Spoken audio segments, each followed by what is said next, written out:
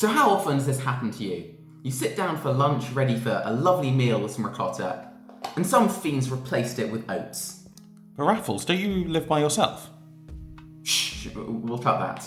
So, to counteract this easy problem, here's a 3-ingredient homemade ricotta. You'll need 1 litre of milk, 20 ml of any white vinegar, this is white wine vinegar, or even lemon juice will work, and 4 grams of salt. And that ratio is all you need to scale up for larger portions. Let's make this.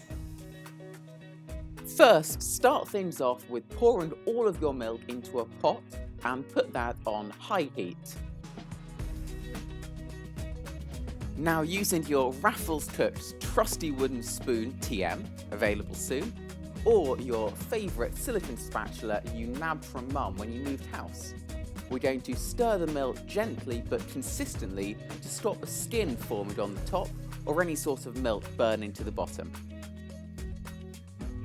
Keep checking the temperature of your milk and stirring it regularly until it comes up to a boil, which is about 93 degrees Celsius or 200 Fahrenheit for all my American viewers out there. After the milk's come up to temp, we're going to add in our vinegar, salt, and give everything a good smooshing together.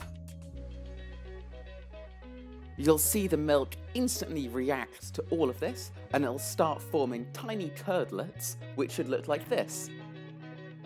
So we put the lid on our little milk concoction now, which should either help the gluten relax or something like that. But 15-minute break, then we'll come back to it.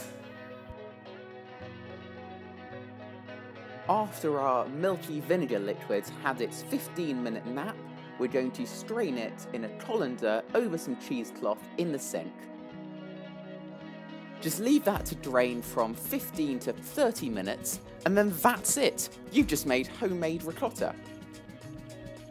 Now Tupperware up that bad boy and let him sit in the fridge to chill to the right eating temperature.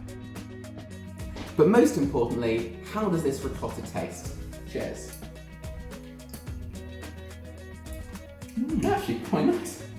That's some solid ricotta. Worth making at home. Yeah, Not too shabby. thumbs up from me and him. Follow me at RafflesCooks and him at Freddy Almost Cooks or Freddy Cats. Catch you next week.